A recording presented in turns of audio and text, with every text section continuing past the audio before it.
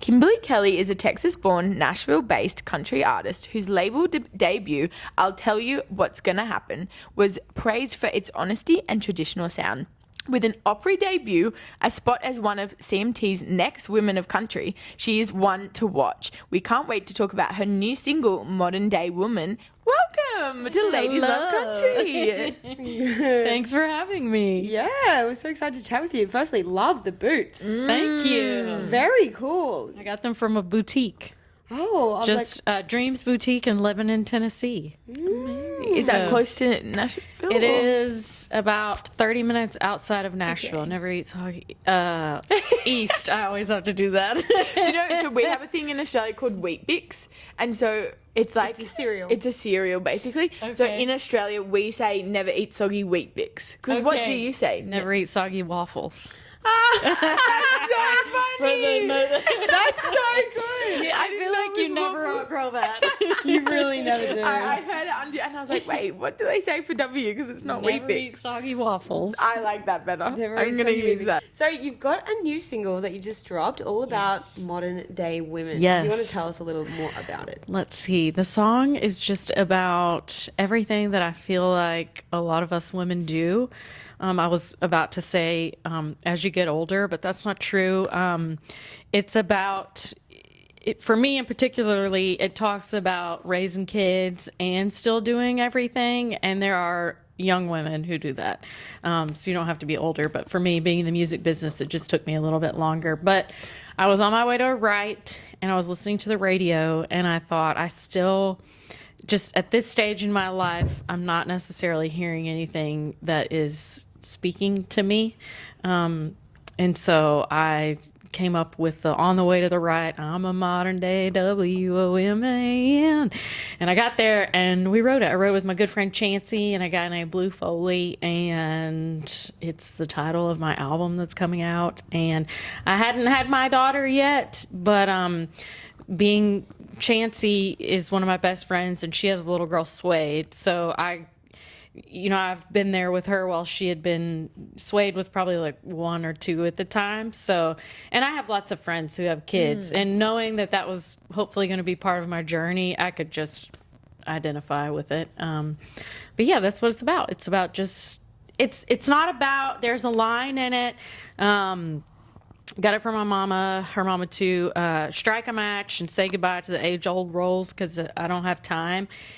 It's not saying like, I know there's a big thing now between like trad wives or being modern. That's not what it is. It's literally like, I don't have time to answer or identify that. I'm busy. I love that. So it's, it's because even right now I am kind of a stay-at-home mom, even though I'm doing my music stuff, but I'm still losing my mind every day. So you still have a hamster wheel running 100%. constant in your mind. But so that's just what it's about. It's about all the things that we juggle. And how do you balance motherhood and like being creative in your kind of music career? I know, in my case, I have a great husband. I know that's not necessarily always the case, but because still sometimes I'm like, he don't do enough. You know? And he's great. But having a village, absolutely. My mom comes up a lot. Just friends. A lot of us are having babies now. And I think just determination. A lot of people, you think that when you have a baby that you will lose yourself. And some people do. But I'm still constantly thinking about ways that I can get my music out there. So that didn't go away once I had her. So I think it's just determination. And Do you think it's almost changing a bit of your inspiration for your songwriting as well? Absolutely. One of my good friends posted the other day, she just had a baby. She said she feels like she's part of this exclusive club now. And I hate to say exclusive, but it is absolutely true. It's like once that switch flips and you have a kid, you could just see a woman somewhere that you don't know and you're just like, I know. Yeah, it's the relatability, right? Yes. And so it's a whole other, and that's kind of a thing in the music business too. And I think it's changing, but when I came up, I mean, I'm still kind of coming up, but I've been doing it a long time. But it was like the older you got, and if you had kids, kiss your career goodbye. And that's not necessarily true, because now, thankfully, I think it opens you up to a whole new audience of people who can relate to you and see themselves in you. And I feel like there's different moments for different songs, like in your life. Yes. You're looking for, like, I always For think sure. that with like Jordan Davis, like he's very like the family guy kind of Yes. person. He's talking about like his wife and his Yes. family. And some days you just want to listen to that because it's like nice and easy. Or then sometimes you want to listen to like the breakups and the like Correct. all those things. Yes, It just because- there's a place for all of them, I think. And you have probably experienced all of those emotions throughout your life, so definitely Exactly. it applies to you. So, and you know, I haven't gone through a breakup in a long time, but if I listen to a really good breakup song, Yeah. it puts me right back to the one that I went through. Exactly. So yes, I'm very proud of myself for even allowing myself to do it, to admit like I'm older now. And really, I think that was always the thing that I don't really care that I have a kid now. I'm like, it makes me think about like Loretta Lynn, and when she started out and she just took her kids with her, it's like, I got this kid and she's with me, part of me like it or not. I don't care about that as much as I thought I would. Yeah. It's like getting older and admitting that I'm not, you know, at the bar all the time with the cool kids. So, but it's fine. Hopefully there's people out there that, like I said, they could be young too, because some people get married right out of high school. I'm glad I'm maybe providing a voice that they are not hearing in other places. I definitely think there's a bit of progressiveness happening in the music industry with women and think so. having babies, and Yes. we've spoke, like, I'm thinking of two particular artists. They're actually Australian. One of them, Fanny Lumsden, she actually went on tour like 6 weeks after she That's insane. had birth. and brought the child with her, and then did it again with the second. That's And I'm amazing. talking like an international tour. That's crazy. And then another one, Sarah Berkey. She's gonna be 3.5 weeks postpartum, and she's gonna play a festival. That's And the baby's gonna be with her, and it's like that is like Amazing. changing the game. Like, Yes. like if you think like, I don't know, back like at least like even just like 5 years ago. Yes. like that was not an option. correct. That is incredible. Yeah. I mean, that just goes to show you how tenacious and strong we Yes. are. So when did you make the move to Nashville? I moved probably 13 years ago. My sister had signed a record deal. Her name is Kimberley Kelly. And we had both been playing in Texas, and she had asked me to come up and sing harmony with her. So I did. And she was on tour with Brad Paisley, Rascal Flatts, Alan Jackson. Wow. And I got kind of a front back seat to that because I was Amazing. singing harmony. I didn't have to do all the work, you know, Yeah. so I was right there. But yeah, probably about 13 years ago. So when does your new album come out? I don't know. Oh, We put out Modern Day Woman, and the man that runs 30 Tigers, he's kind of David Macias. He's been like the biggest of champions for me. He kind of wants to let the song marinate for a minute and see what happens before we put the whole album out. But I imagine this next year for sure, in 2026, because we can't milk it for an entire year, but at least through the holidays and, you know, the Yeah. first of the year, and I may trickle out another song or two before the whole thing comes out. But What was that process like, writing an album? Is it your first album? no. Let's see, I made 2 albums back home in Texas before I ever moved here. okay. And they've got wiped from the internet unless you Really? Well, when I signed a deal to Show Dog, they, you know, it's all about branding, and they want to put the best foot forward, so they'll, you know, if it's like on Spotify, they'll take, but if you owned it from iTunes or whatever, and you can still buy them from at my shows at the merch booth, but I don't know if that I'm supposed to say that or not. Shh. Yeah, I did 2 back home in Texas. Then when I moved here, I put out 1 song, and then I did a campaign and raised money and put out an EP. And then that got me signed to 30 Tigers Show Dog, which was Toby's label. And I put out I'll Tell You What's Gonna Happen. And then now I have Modern Day Woman ready in the can. so to speak. So I guess that's 1, 2, 3, 4.5. Wow, yeah. I made 4.5. What was different about this process of songwriting, this album, versus the others? Age and experience. Just to be honest with you, Yeah. I feel like it has taken me 40 years to make my debut album. You don't have to cut that out. That's part of my I just don't care anymore. Must be nice. You'll get there. You'll get there. I remember when I turned 30, we went to Vegas, and the next morning I woke up and I was like, well, I still feel the same. Like I didn't die. Yeah, the writing process.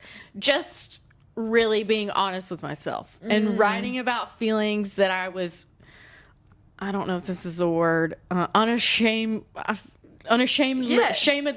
that's not a word, but Unashamedly is a word. I don't know. To be unashamed. Okay. I just was like, how do you feel? You know, and every time I've made an album, I've thought, if this is the last record I make, I'm going to write this or cut this song. And just, I've got to think of it as if it's the last one I'm ever going to make. And I went into this one again still, but I was like, I just kind of felt like I was being slightly rebellious, like even against myself, like having a song called 40. I'm like, well, I can't deny I'm 40, you know?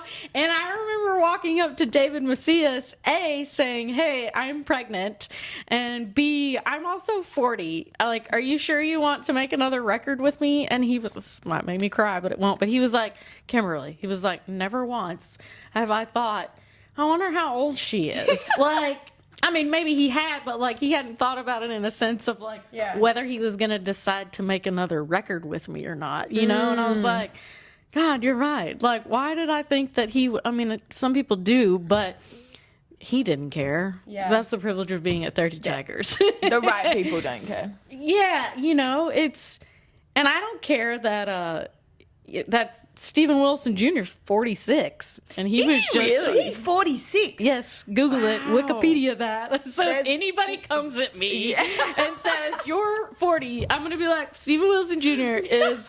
Sorry, Stephen, I don't know him, but it's on Google. You know what I mean? And he's kind of getting his break right now. So y'all, 100%. and Channing Wilson, he's amazing. He's on that show, CBS The Road. Oh, he yes, just yes. turned 50. And I had no idea that he, but yes, anyways, so just that's how this, but that's what's great is you're making this music that I think people need to hear because we're not hearing it anymore. Just the experiences. I've talked a lot about age. Sorry. I was going to say, we are permanently reversing ageism in the music I industry. am on one today. I don't know why, but you're just asking the questions, and when I think about it, that's literally some of the answers. Like, I love it. yes. I also like referring to myself as the old lady. So if people, You're not helping the narrative. no, but that's what I'm saying. You're leaning into it. So if Yeah. people think I'm the old lady, I look real good. So that's what they're like. Oh, that's that old lady, and then they'll be like, "Damn, she looks real good to be an old lady." We'll take it. So yes, that's what I'm saying. Probably every question you're gonna ask the rest of this, the answer would be age.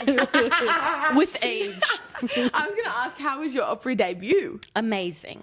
I had sang harmony with my sister, and I had sang harmony with my good friend Erin Enderlin, and so I was not completely super nervous, but it is different stepping in the circle yourself. Yeah. It just felt not like I belonged there, but I was ready for it. I love that. It was so much fun. Because with age comes... Yes, confidence. Hey, but you know what? I saw an interview with Renee Rapp. I think she was talking to Amy Poehler. Yeah. And she was like, I came out of the womb and I was singing. So she acts like she's... An old lady too. I love her. She is the best. She's just not... so funny. I wish I acted like... I feel like I am just now embracing my inner Renee Rapp as I'm old. But she is like already there. I love Like, that. that's how you need to be all the time. I forget what she was saying, but she was just like, yeah.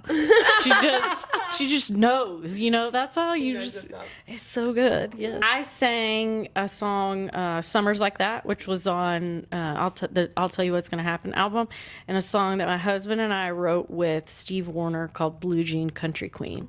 And if you know who Steve Warner is, he is an Opry member, and so he came out and played with us. He was really popular in the 80s and 90s. All kinds of hits. If I tried to name some right now, I can't think of them, but he's just so good. If you go back, The Weeknd, Some Fools Never Learn, Holes in the Floor of Heaven, I mean, I'm missing some. Linda, Do You Want to Dance? He had a few. Just a few. And he's really incredible. He's kind of, a lot of people, I feel like there's Vince Gill, who's got the brown hair and the crooner and incredible guitar skills. Well, Steve was the blonde.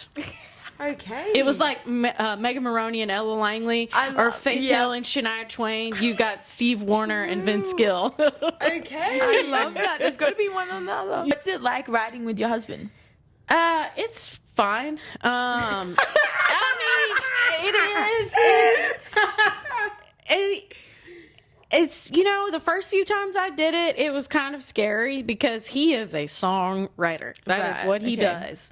I am a songwriter and an artist. Mm-hmm. And he's writing, you know, he's at the top of his game. So he's writing with artists to get cuts on the radio. He's had 3 number ones. Wow. And the first few times I wrote with him, it was like, hey, you know, I know this one girl artist, you want to write with us, you know? And I never really would ask him to, just kind of respecting our own places in the industry.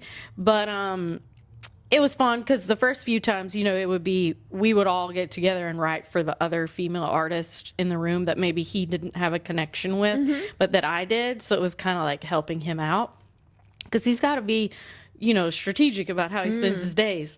And, that's just how it is. And then when I signed my deal and then was writing for my album, it kind of became more lucrative for him, so to speak, to write with me more because he had a potential of, you know, maybe some of those songs getting actually put out, not only released, but maybe also going to radio. But he had never written with, say, Lori McKenna, and he got to write with Lori McKenna because of me. And, you know, so and now he's writing with Steve. He didn't know Steve until me, but now he's maybe writing with Steve with some other young guys that are coming up. Yeah. So it's kind of neat to see how we've kind of helped each other in our different lanes. But, yeah, it's fine.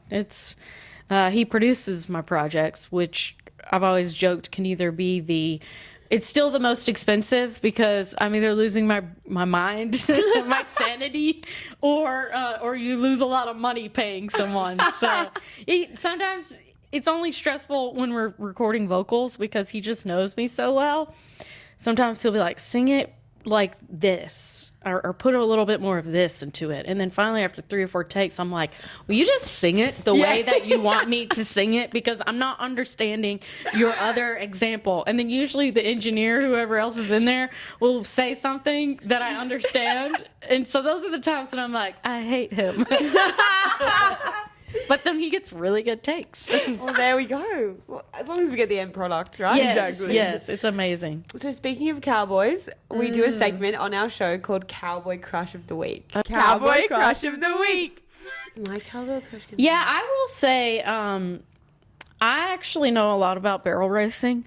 Do you? I have a little barrel horse that's being ridden by a little boy named Caden right now, and he's winning some money at these little events. Goodness. So I actually have a crush on all the female barrel racers in America. Cool. You know, Haley Kinsel, Emily Beisel, Donna K. Rule. We know her. We know her. You know her? Not personally, but we know of her, which I think is about a to bit. geek out on y'all. That was a bit of a flex. Someone had her as his cowgirl crush in Okay, Australia. because he knows her. He's a I roper. love that. Yeah. Team roper from Australia and a country music artist, and Wade Forster, if you've heard of him. That sounds familiar. Yes. Anyway, he just finished his tour in America. He did Okay, yes. his first headline okay, run. I have and seen his name. and it's yes. sold out everywhere. So it's really successful. But he's a team roper. Okay. And we Does he asked- need an opener? Do you know him? Okay, keep going. He has a crush on Donna and Kay. basically he For his cowgirl crush. cowgirl crush with Donna Kay Rule. And we were like, Who is Donna this Kay person? Rule? So we looked her up and we were like, what a This- baddie. Yeah. Right? Donna Kay Rule. And why? why?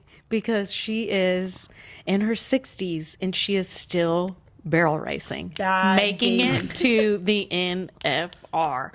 That's insane. Yes, so all those ladies, yeah, I'm Cassie Mowry, she's been killing it, but yeah, I just love those ladies because I feel like the rodeo world, my extended family, they raised bucking bulls, and pretty much like a brother to me.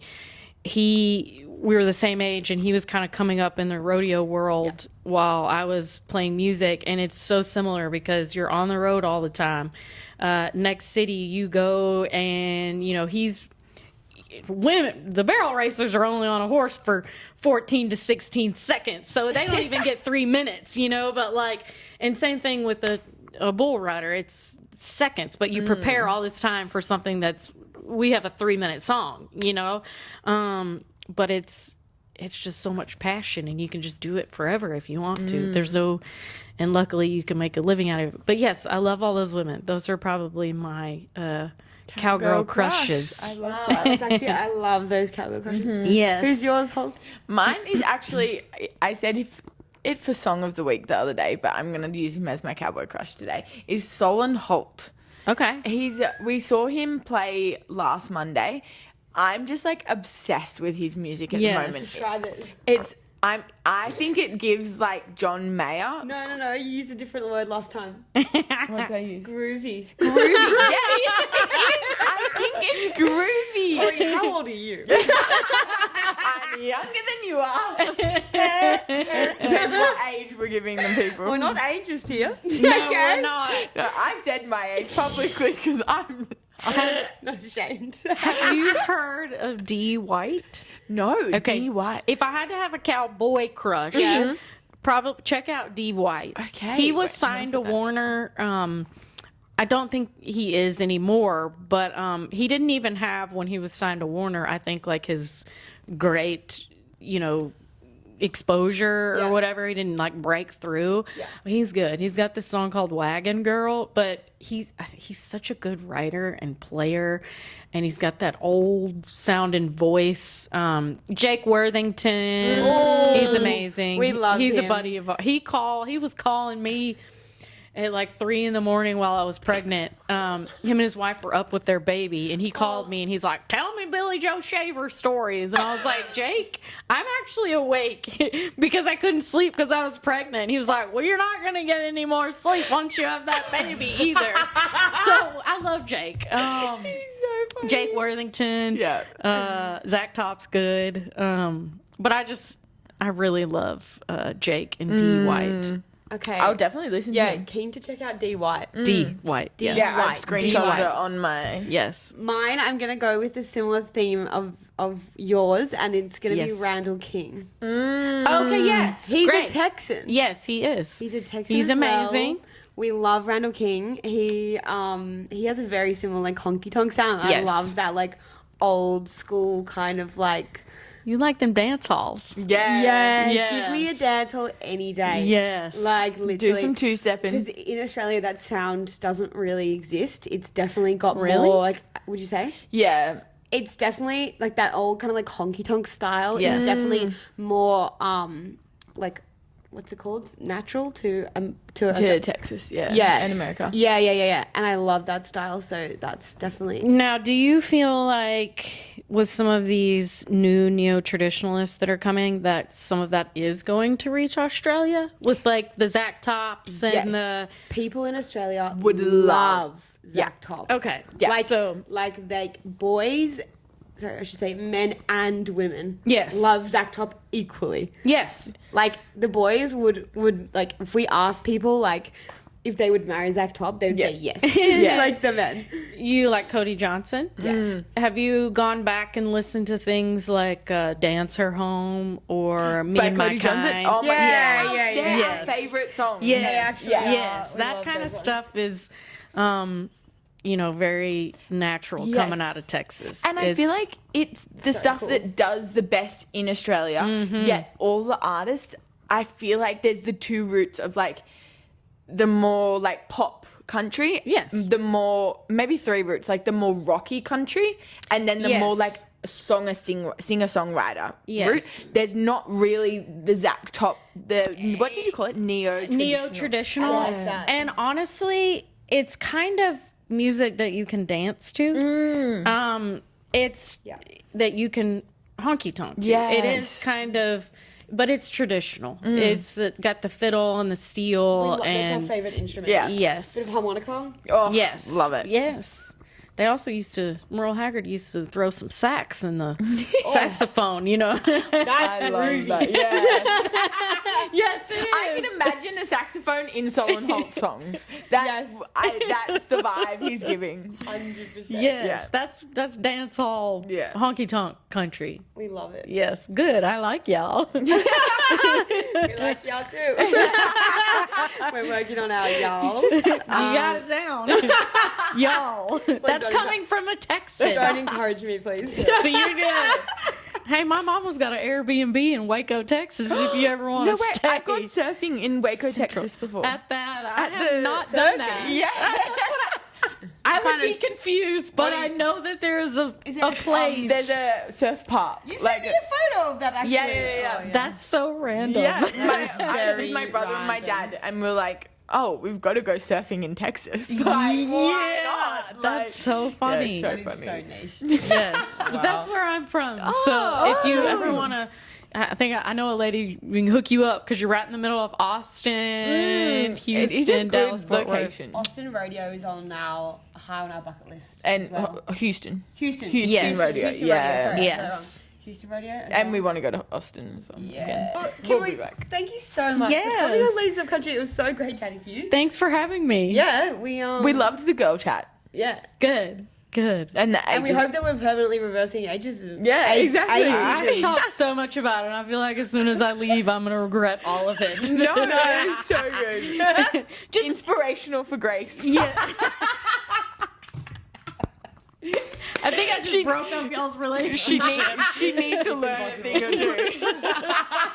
We're working on it. Good. Thank you so much. Thank you. That's a wrap on this week's episode of Ladies Love Country. If you laughed, learned something, or just love a bit of chaos, give us a follow, leave us a review. You'll find us on Instagram and TikTok at Ladies Love Country for extra gossip and behind the scenes cowboy grade nonsense. Until next time, keep your boots on. And your playlist loud. yeah!